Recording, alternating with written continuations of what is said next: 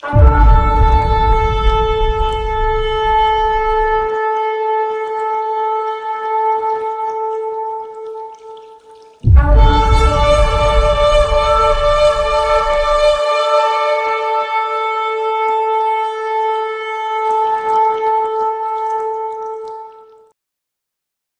vamos lá, queridos.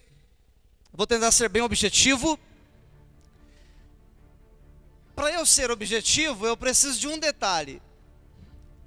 Nós temos que andar juntos. Eu lançando o ensino aqui de cima e vocês absorvendo aí embaixo. Então vamos lá. Normalmente minhas ministrações têm 8 transparências. Fiquem tranquilos que essa é pequena, tem 22. Mas eu vou tentar fazer no mesmo tempo de 8. Vamos lá? O tema da noite é venchetear.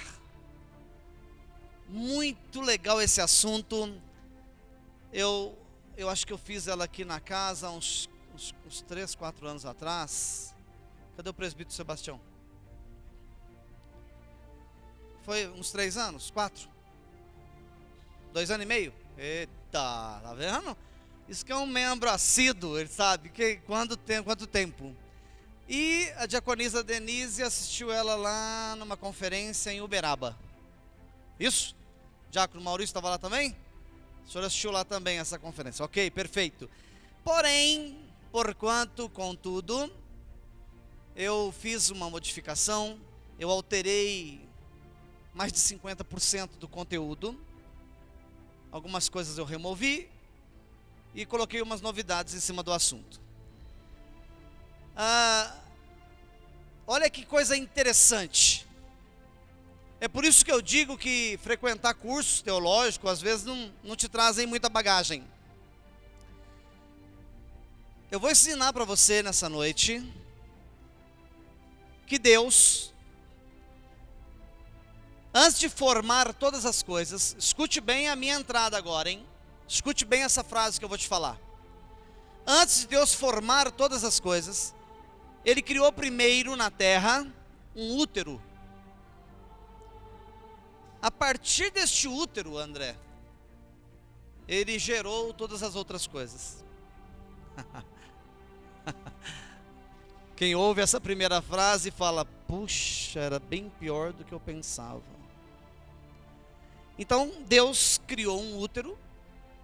A partir do útero, Ele criou o jardim do Éden, Ele criou Adão, os rios do Éden, tudo veio daí, desse útero.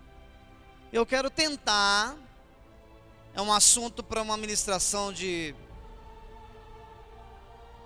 3 a 4 horas. Tem bagagem para 3 a 4 horas para nós detalharmos, partimos para a numerologia, partimos para toda a codificação de texto, é muito lindo. Mas esqueçam, não dá tempo, então eu vou fazer um resumo, vou compactar. Então venchetear é o nome de uma pedra. Por isso que eu coloquei uma pedra aqui com alguns buracos ali, porque realmente ela tem uns buracos. Então venchetear está no livro de Bereshit, primeiro livro da Bíblia. Está também em Yeshayahu, que é Isaías. Está em Apocalipse e mais 2 ou 3 livros da Bíblia. Na verdade, está em mais de 8 livros da Bíblia. Mas como eu resumi. Mas o mais interessante, que Deus criou um útero na terra, através de uma rocha. E a história dessa pedra, olha que coisa linda, Sara. Começou em Gênesis, em Bereshit. E terminou aonde? Em Apocalipse. Ele começou no início e terminou lá no fim. É perfeito demais, é muito lindo. Se você se concentrar, você vai entender. Se você ficar navegando aí, você não vai entender nada, perder o seu tempo. Então vamos ganhar tempo? Vamos lá. Introdução curta e mais conteúdo. Olha lá. Yeshayahu 28:16, Isaías 28:16, está escrito assim. Vamos juntar o quebra-cabeça. Vamos montar o quebra-cabeça, hein? Portanto, Eis o que Adonai, Elohim, diz: vejam, coloco em Sion uma pedra aprovada. Olha o segredo aí. Uma pedra de esquina preciosa. Uma pedra fundamental, firme. Quem confiar não correrá para cá e para lá. O sentido desse versículo é dual. Está falando no campo espiritual, mas está falando no campo físico. E eu quero abordar o campo físico, não o espiritual. Eu quero abordar a rocha, não o campo espiritual. Então vamos lá. Ele está dizendo que o próprio Adonai, o próprio Deus, colocou em Sião uma pedra, uma rocha. A palavra, olha aqui como o texto é muito legal. Você estudar as escrituras é muito interessante quando você começa a entender as escrituras. A palavra-chave aqui é aquela pequenininha lá, ó. Tzion, que traduzido é Sião. Mas Tzion está falando diretamente do monte, da plataforma, onde toda a história da humanidade começou e toda a história da humanidade irá terminar. Você acredita que toda a história da humanidade começou por essa pedra? Antes de Adão nascer, a história já tinha começado na pedra. E quando tudo terminar, a última etapa do plano material, muita gente não sabe qual que é a última etapa do plano material. Eu vou te refrescar a memória para você que já sabe.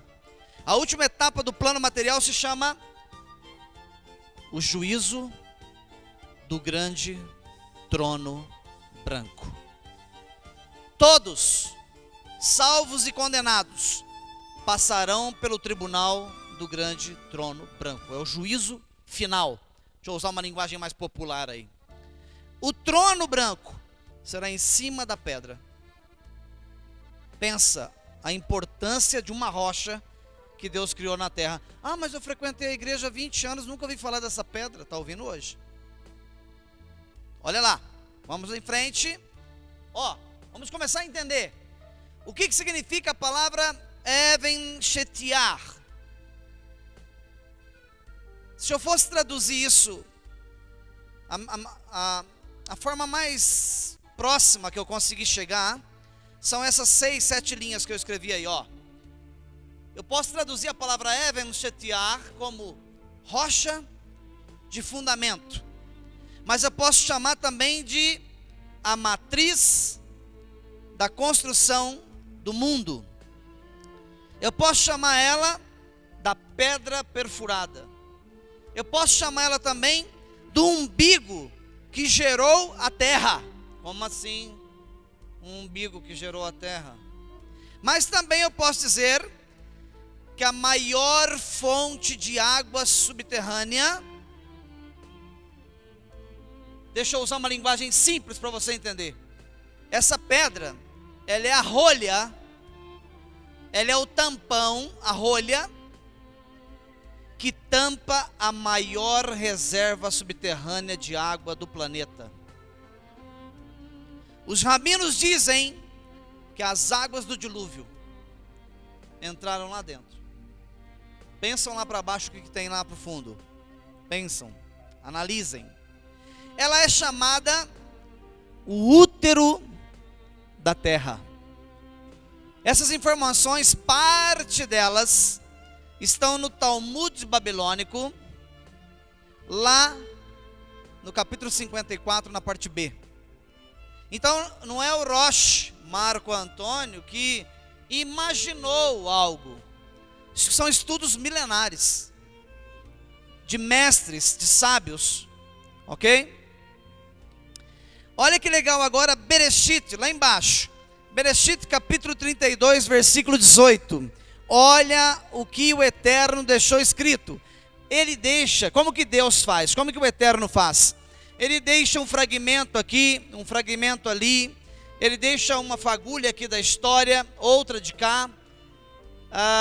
Até a irmã Ábida, outro dia leu um versículo que eu não tinha me apercebido daquele versículo. É lindo demais aquilo.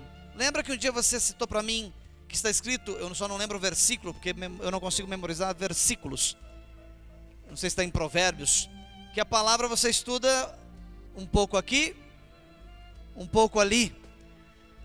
Então ela é codificada. Por isso que não adianta você pegar a Bíblia e falar assim, eu vou ler a Bíblia inteira. Eu vou fazer algo diferente. Não adianta você ler a Bíblia inteira. A história não está contínua. Ela é fragmentada, ela é codificada. Então olha o que está escrito em Bereshit 32, 18. Vocês ignoraram a rocha que os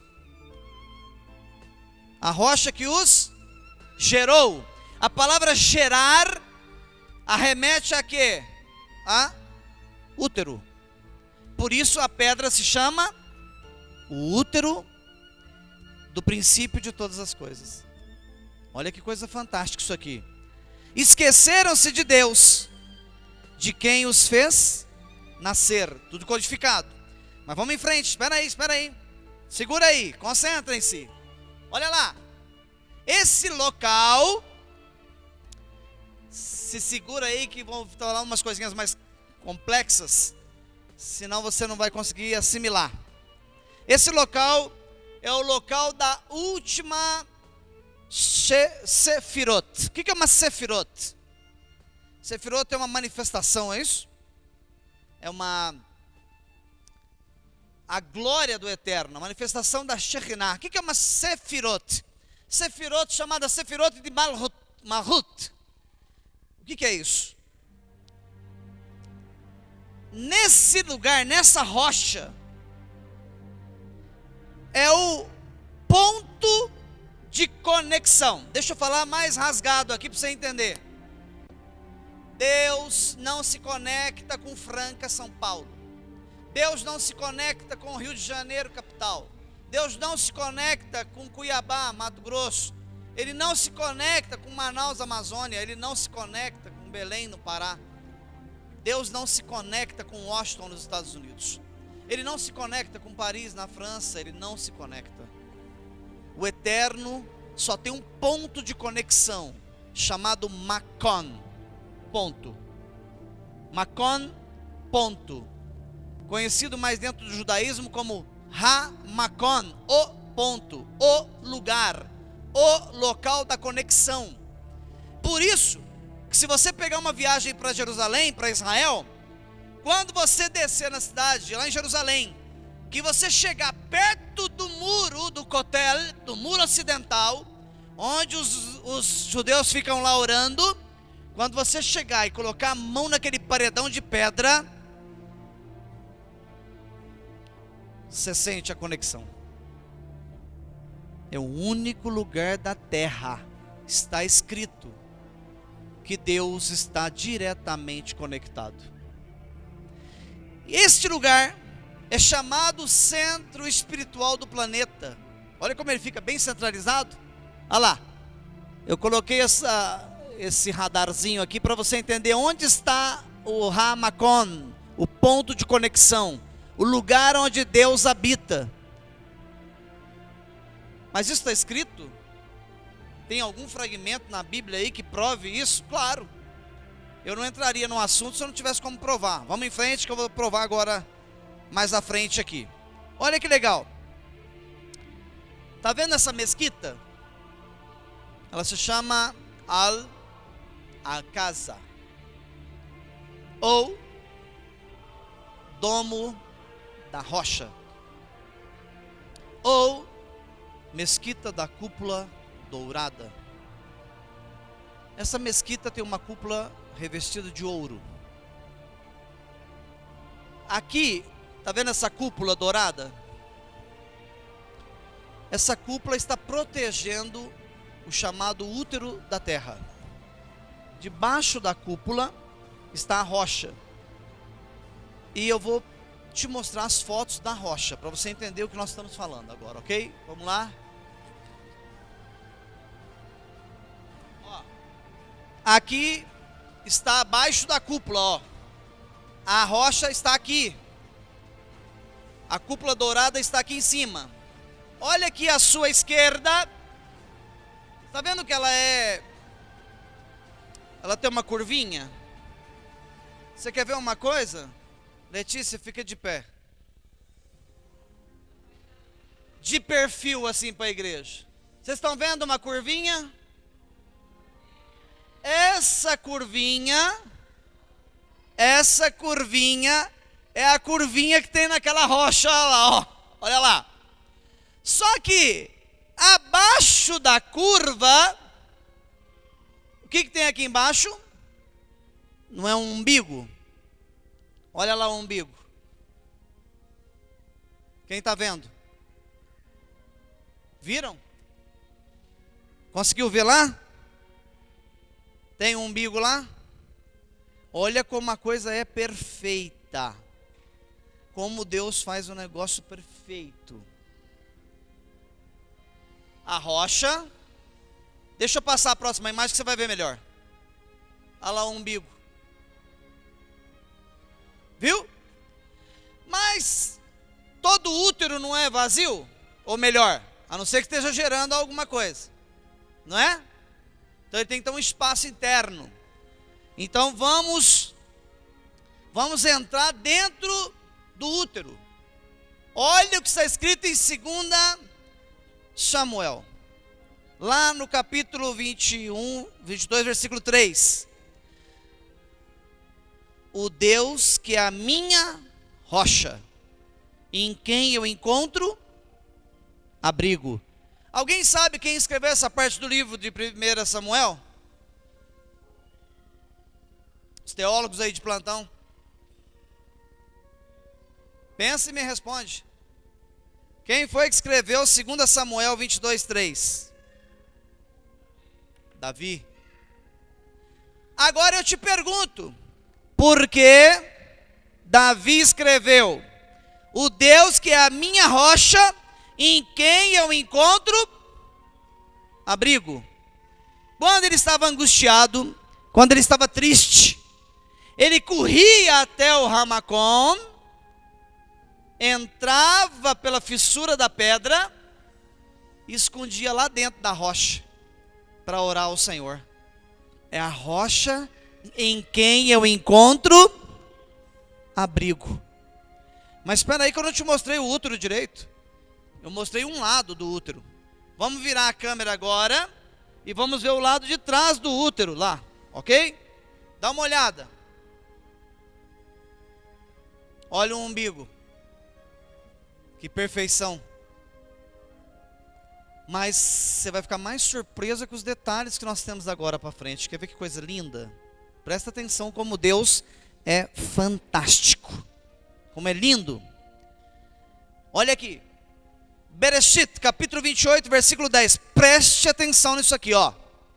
E Yaakov saiu de Beersheba e partiu na direção de Harã. E chegou a uma planície e passou a noite ali, pois o sol se pusera. Uma planície, ele viu uma plataforma.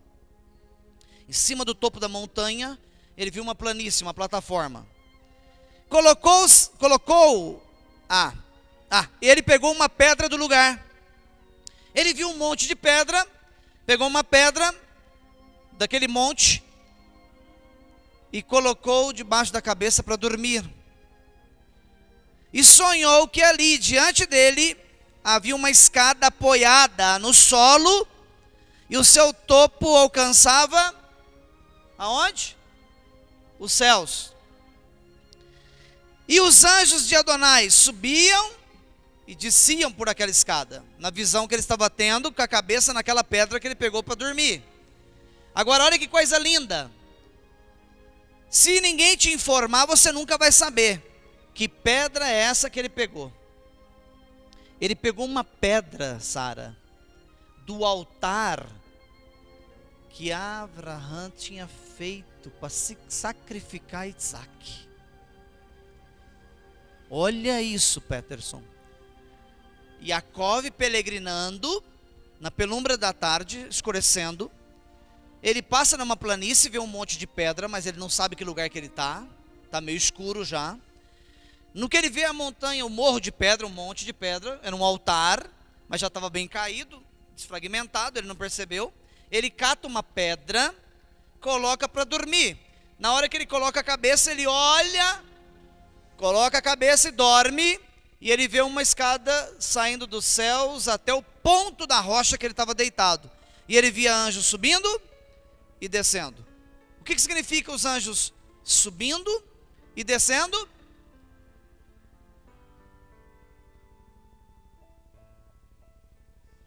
Ponto de conexão. Jacó viu o ponto de conexão, o único lugar em que Deus interage.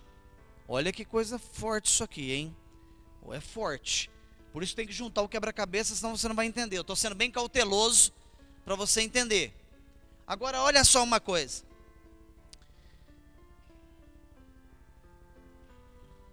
Continuando. Jacó despertou do sono e disse: olha o que ele falou dormindo em cima da pedra. Verdadeiramente Adonai está neste lugar, e eu não sabia. Então sentiu muito medo e disse, foi o que a senhora falou aqui em cima do altar, dona Dulce, pastora. Você tem que temer ao dono da vida. Ele temeu, sentiu muito medo. Este lugar, ele não disse é terrível, ele disse é temível. Olha a diferença. Deve ser, olha o que Jacó disse, peregrinando, não existia nada ali, uma montanha. Ele disse, deve ser a Beit El. Não é a Beit Shalom, é a Beit El, a casa de Deus. Este é o portão dos céus. Ele tremeu nas bases na hora que ele viu aquilo. E ele pegou a pedra que ele dormiu, posicionou ela, colocou ela em pé, derramou azeite sobre ela, olha, derramou azeite sobre a pedra. E ele disse, essa pedra que estabeleci por coluna, será o Beit HaMikdash. Vou falar numa linguagem mais simples. Será o templo de Salomão. Será a casa de Deus aqui em Jerusalém. O camarada falou isso 3.000 anos antes de acontecer.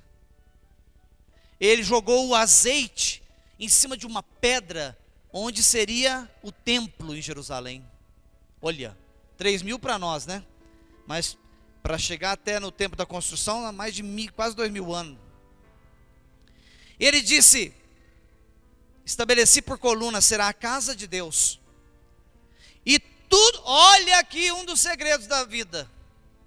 Ah, se eu fizesse campanha nessa casa, hoje era o dia.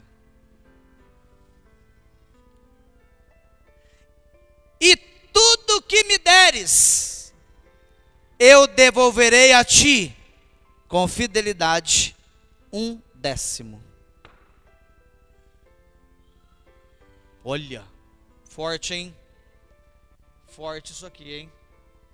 Olha que margem que dá. Mas vamos lá, vamos entender um pouco melhor. Olha lá, Bereshit 28:11. Ele chegou a uma planície e passou a noite ali, pois o sol se pusera. Ele pegou uma pedra do lugar, colocou sobre a cabeça para dormir. Aqui, ó, é Jacó deitado em cima da pedra que ele colocou a cabeça, o corpo dele. Quando Deus deu o projeto para Davi, deu a planta do templo para Davi, o próprio Deus desenhou, falou, Davi, abre o pergaminho aí em cima da mesa que eu vou desenhar a planta. Davi abriu o rolo, o pergaminho, e Deus veio desenhando. Imagina aquele laser. A planta do prédio era conforme o corpo de Jacó estava deitado, olha lá. Que coisa fabulosa. Isso é profundo demais. E aonde ele colocou a cabeça, no ruminho que ele colocou a cabeça, ficou a parte mais nobre do templo. Olha lá, a pedra de Isaac, está em inglês, né? Isaac Rock. A pedra de Isaac. Não, onde ele colocou a cabeça é o Holy of Holies, Santo dos Santos. Onde ia a arca da aliança. O lugar santíssimo. É aonde Jacó pôs a cabeça, onde ele levantou a pedra, colocou ela em pé, na hora que amanheceu, derramou o óleo, ficou sendo o lugar mais sagrado da terra, porque Deus já tinha escolhido lá. Pensa isso. Como tudo caminha milimetricamente por Deus. Milimetricamente. Agora, olha, o que eu vou te mostrar agora é inédito, até eu fiquei surpreso, achei muito interessante. Olha aqui.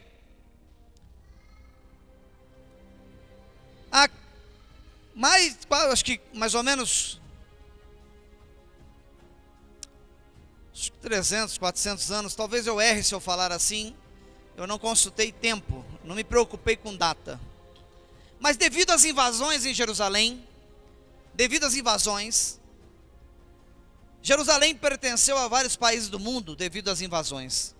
Numa dessas invasões, um príncipe muçulmano doou a parte da rocha para os muçulmanos, os árabes. E eles construíram lá em cima um prédio que não podia estar lá.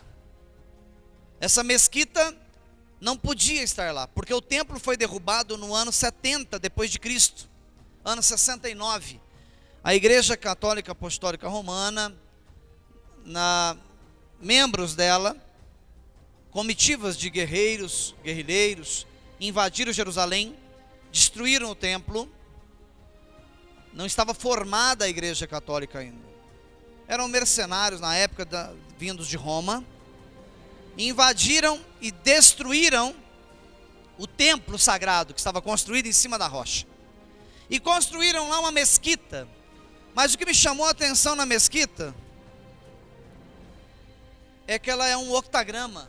Olha lá, 1, 2, 3, 4, 5, 6, 7. Ela tem quantos lados?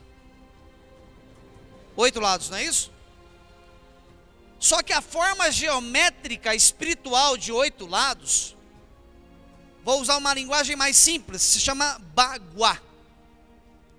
Onde se aparece muito o yin yang, as forças positivas, negativas, força da água, da terra, do vento, do fogo, misticamente falando.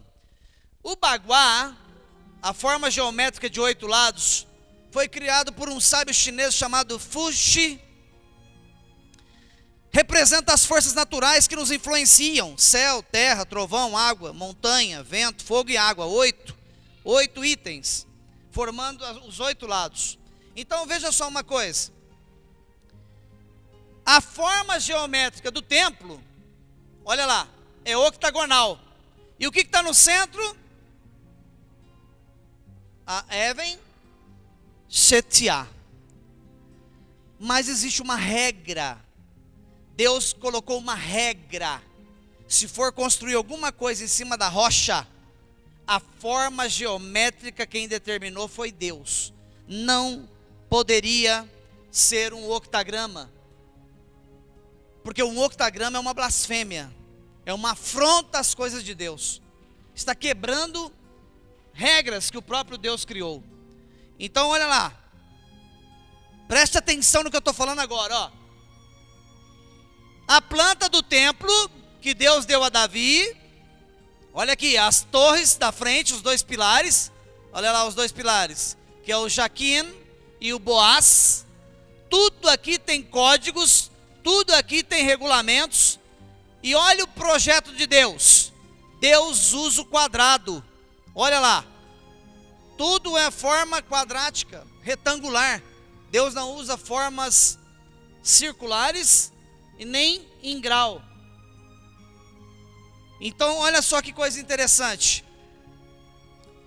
Deus disse que quando fizesse o templo, em cima da rocha só podia colocar um cubo.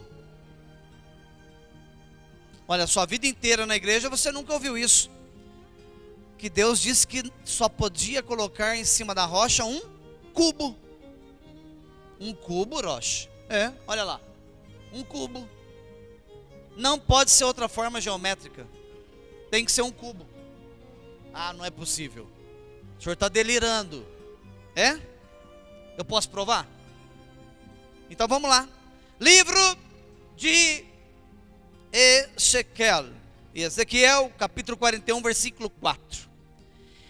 Este é o ponto, este é o Ramacon, este é o lugar. Olha aí como é tudo em código. Especialmente sagrado. É a rocha sagrada. Tem que ser medido o seu comprimento, 10 metros. E a sua largura, 10 metros. Se eu fizer um cômodo de 10 por 10, ele é triangular? Retangular? Octagonal? Ele é quadrado. É perfeito? Perfeito. Quando fizeram uma forma geométrica octagonal, eles afrontaram o Altíssimo. É forte isso? É muito profundo, né? Trava o cérebro da gente, não é? Mas vamos continuar para nós acabarmos concluirmos a ideia. Bereshit 2:10. Deus, quando criou o jardim, Ele criou o primeiro homem ou o primeiro jardim? Primeiro jardim. Quando Ele criou o jardim, formou as árvores, os rios, certo? Aí diz assim em Bereshit capítulo 12, versículo 10, 2:10. Um rio saía do Éden para irrigar o jardim, e de lá se dividia em 4 riachos. Deus parou de contar a história da criação, porque Ele começou a história da criação assim: Bereshit bara Elohim vet ha-shamayim vet haaretz.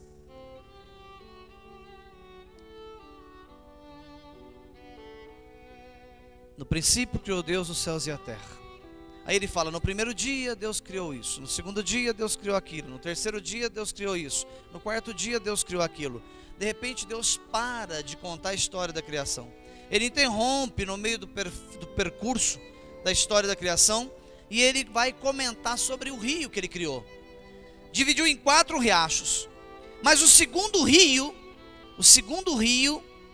que nasce onde? Esse rio nasce lá na Even Shetiá. Você acredita? Ele nasce lá no pé da pedra, lá embaixo, no subterrâneo. O segundo rio se chama Gishon. Olha o nome do rio. Do hebraico traduzido, útero. O rio que nasce de dentro do útero. É perfeito? Olha que quebra-cabeça fabuloso. Em Gênesis, Bereshit 32:18, ele diz, vocês ignoraram a rocha que os gerou. Eu deixei todas as pistas para vocês entenderem. Eu já citei esse versículo, mas estou reforçando. Esqueceram-se de Deus, de quem os fez nascer, de todo o meu projeto, que é fabuloso, fantástico. Então o projeto é lindo, é fabuloso. Agora olha que legal. Lá em Ezequiel, lá no capítulo 47, versículo 1, olha o que está escrito. Então ele me levou de volta à entrada da casa. Casa é o Beit Hamikdash, é o templo em Jerusalém, construído em cima da rocha. E vi água fluindo para o leste, debaixo da soleira do altar. O que tem debaixo do altar? A pedra. O que nasce na pedra? O rio chamado Gishon. O profeta Ezequiel viu a pedra, viu a água nascendo da pedra, a água dando a volta na cidade de Jerusalém, a nascente, o riacho descendo, e ele disse no versículo 8, e ele me disse, essas águas fluem para a região leste, e continuam até o Aravá. Quando elas entrarem no mar, que ela ainda não está fluindo para lá. O mar de águas estagnadas. Esse mapinha aqui, ó, a cidade de Jerusalém está aqui. Aqui é o Mar Morto. Essa fonte vai escancarar. Hoje é um merejo de água. Mas diz que na hora que Yeshua voltar agora para buscar a igreja, que ele vai pisar no Monte das Oliveiras, vai abrir uma rachadura perto da Even Shetiá, a nascente vai aumentar de água, a água desce para o leste, pega o caminho do rio que desce para o Mar Morto, e o mar vai reviver. O que isso quer dizer? O que essa simbologia quer dizer? Que quem chegou na terra foi a vida. E o primeiro lugar que vai ter vida é no Mar Morto. O próprio Mashiach vai dar vida ao Mar Morto pela nascente que vai sair do útero. Olha como é profundo esse assunto. Já, olha lá, o mar de águas estagnadas, suas águas serão saneadas. Vai dar peixe, vai dar vida.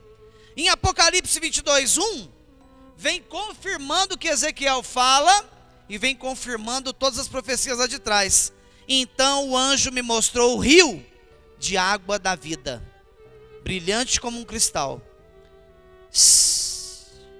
fluindo do trono de Deus e do Cordeiro. Deixa eu te fazer uma pergunta. Onde é que o trono do Cordeiro vai estar quando ele vier reinar no milênio? Em cima da rocha. Ele vai se sentar em cima da rocha. É muito forte. Não é muito profundo, diaconisa Najara? O trono de Yeshua vai ser colocado em cima da pedra que Isaac foi oferecido em sacrifício. O trono dele vai ser colocado, Edvar, em cima da pedra que Jacó dormiu. O trono dele vai ser colocado em cima da pedra que a arca da aliança descansou. O trono dele vai ser colocado dentro do cubo de 10 por 10, onde é chamado o lugar santíssimo, o santo dos santos.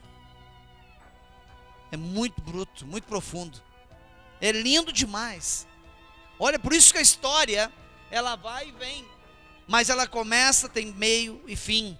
Deixa eu te mostrar uma imagem. Este é o Monte Zion. A cidade de Jerusalém está aqui, ó, numa cor diferente, para destacar o monte. A plataforma que Jacó viu para dormir. Mas esse monte também se chama Monte, não é? Monte Moriá. Só que quando você pega o nome do monte, a palavra mor, M-O-R, mor, significa essência. E a significa eterno. Então esse lugar aqui em cima do monte se chama meta-espaço. Um espaço fora do nosso espaço. Aquele lugar vive em órbita. Não está agora, porque está desconectado por causa do domo. Mas é um lugar de conexão divina. Olha que coisa tremenda isso aqui, hein? É que às vezes você não sabia que Deus chama Yah também, né?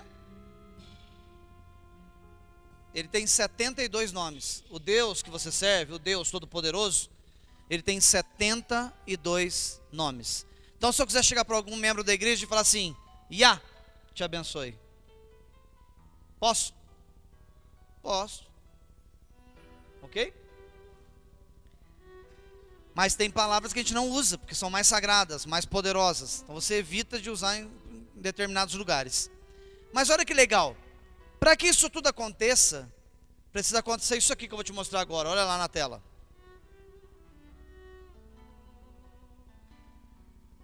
O templo tem que ser colocado no lugar de novo. E se alguém remover aquela mesquita dourada, explode a Terceira Guerra Mundial. Então só tem uma forma disso acontecer. O próprio Adonai vai fazer a remoção. Se ele vai pegar com a mão ou levantar, não sei. Se ele mandar um meteoro lá, ele estoura a pedra. Se ele pôr uma guerra lá, explode, mata milhares de judeus e árabes e gente que está lá. Então, o processo vai ser cirúrgico. Como que vai ser, Roche? Nós temos que perguntar para o médico que vai executar. Ok? A eternidade, você ficou na igreja a vida toda e disseram que você ia morar nos céus. A Nova Jerusalém, a cidade santa, ela vai ser igual esse sinal que eu fiz aqui, ó. A Nova Jerusalém vai descer aqui em cima. Ah, mas ela vai caber aí? Não, ela não cabe ali. Mas a base de fundamento, o alicerce é ali. A cidade não vai apoiar no alicerce, gente, é código que Deus usa. A cidade tem 2.200 quilômetros de comprimento, 2.200 quilômetros de largura, 2.200 quilômetros de altura. Ei, quem raciocinou comigo aí? 2.200 quilômetros de comprimento, por 2.200 quilômetros de largura, por 2.200 quilômetros de altura. Qual que é a forma geométrica da cidade? Quadrada, é um cubo. A Nova Jerusalém é um cubo. E é cubo. Deus só aceita se for quadrado. Isso está escrito? Só se abrir Apocalipse, está escrito lá. Deus aceita só se for quadrado. Que jeito que é a Beit Shalom? É quadrado, ó. Olha, a largura é a mesma que o comprimento. Ó. E vamos terminar assim, ó. Deus brinca com as palavras. Olha que coisa linda isso aqui. Você que é apreciador das escrituras, olha que coisa linda. O nome da pedra é Even Shetiah. A palavra Shet, de Shetiah, é o nome do terceiro filho de Adamar. Oiê! Ó Deus brincando aqui com códigos. O terceiro filho de Adão, de Adamar, se chamou Shet. Deus disse: eu vou pegar, colocar o nome no menino, que é o nome da pedra, porque a pedra existiu primeiro que o menino. O menino vai se chamar Shet. Por quê? Porque ele era o mais perfeito da geração. Até Shet, a Shekhinah de Deus, brilhava em Shet. Olha que coisa linda isso. Isso está no Talmud. A glória de Hashem brilhava no terceiro filho. Por isso que a mãe disse: Deus mandou outro varão no lugar daquele que foi morto. E o nome dele será Shet. Mas o que legal, eu disse aqui atrás, ó. Qual que é um dos nomes de Deus? Iá, do monte Moriá. E qual que é o nome da pedra? Shet Iá. Vou traduzir para você porque está em código. Shet foi o último homem mais perfeito da geração de Adão. Iá é o nome do Altíssimo. Eu vou voltar a encontrar com aquele que eu criei em perfeição na pedra. O dia que Yeshua voltar nos ares e as trombetas soarem, que aconteceu o arrebatamento, a igreja encontra com ele nas alturas e desce para Monte Moriá, para o Monte Zion, e lá vai ser o casamento da noiva com o príncipe, com o cordeiro, que é Yeshua. O casamento será de frente a Shetiah. O homem, a mulher que for arrebatado naquele dia, estará num corpo glorioso, que é a mesma unção que tinha Shet na sua geração. Santidade, perfeição, era um tzadik. Então Deus está dizendo: Eu criei a pedra, construí uma história, a humanidade vai andar 6.000 anos nessa história. Quando der 5.999 anos, meu filho desce, casa-se com a geração eleita, e a festa de casamento vai ser na Even Shemitah, onde tudo começou, e aonde eu vou finalizar a minha história. É perfeito? É lindo? Muito complexo? Trava um pouquinho o cérebro? O que trava o cérebro é o que eu vou te mostrar agora. Olha que legal. Terminamos. Bereshit 29:6. Olha aqui que está escrito aqui. Ele lhes perguntou: tudo vai bem com ele? Deixa aberta aí para mim. A sua está aí? A judaica? Ó, olha que lindo. 29:6. Ele lhes perguntou: tudo vai bem com ele? Estava falando de quem? Estava falando de Lavã. Estavam perguntando sobre Lavã. Como está lá? Peregrinos, pastores de ovelhas se encontraram nas pastagens do campo e perguntaram sobre o parente dele, sobre Lavã. Como está lá? Está tudo bem com Lavã? Como está ele? Vai bem? Sim, eles responderam. Eis que vem a sua filha Rachel com as ovelhas. Olha aí, ela é pastora de ovelhas. Rachel está vindo aí cuidando de ovelha, a pastora, a filha de Lavã. E Jacó disse: vejam, há muita luz solar. Não é momento de levar os animais para casa? Ou seja, daqui a pouco vai começar a pôr o sol. Daqui a pouco o sol baixa, vai vir escuridão. Quando diz que o sol vai baixar e vai vir escuridão, é que vai dar início às trevas. Cuidado, está vindo trevas aí. Eles responderam: nós não podemos, não, até que todos os rebanhos tenham sido reunidos. Ali vinham pastores de vários lugares. Vinham pastores do norte, do leste, do oeste, e vinham pastores do sul, com as suas ovelhas. Estavam se reunindo num lugar. Aí eles disseram: espera um pouquinho, não é hora ainda. Espera todos os rebanhos chegarem. Quando os rebanhos chegarem, nós rolaremos a pedra de cima da abertura do poço. Nesse momento, daremos águas às ovelhas. E eu falei que a Even Shemitah é o quê? A tampa, a rolha do poço. Quando diz que todos os rebanhos estão chegando para beber água, é que todos os rebanhos da terra que servem ao Senhor, no dia do arrebatamento, chegarão nas fontes de água viva, no casamento do Yeshua HaMashiach com a sua igreja. É profundo? É muito difícil. É muito complexo o texto. É forte demais. Às vezes tem gente que não está nem entendendo por causa da complexidade. Mas isso são mistérios que Deus deixou escrito para a finalização da história da igreja na terra.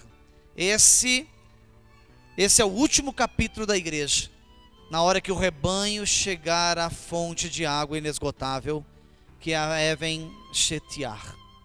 É lindo? Perfeito, porque o Senhor, tudo que Ele faz é perfeito. Tentei ser mais objetivo, mais simples possível, devido à complexidade do assunto. Mas eu acho que eu consegui provar para vocês que Deus criou um útero, e a partir desse útero, Ele criou todas as coisas na terra. Perfeito, o projeto de Deus é perfeito. Então eu vou trazer isso para você e finalizar. Se Ele foi capaz de gerar uma pedra lá na terra, e dessa pedra Ele gerar toda uma história, o que é a nossa vida para Ele? Por que você está preocupado? Essa preocupaçãozinha sua do dia a dia, você está dizendo para Deus: eu quero resolver porque eu não creio que o Senhor pode resolver para mim. Oi? As suas preocupações do dia a dia, você está dizendo para Deus: deixa na minha mão que eu vou tomar conta, porque o Senhor não resolve não, eu vou resolver.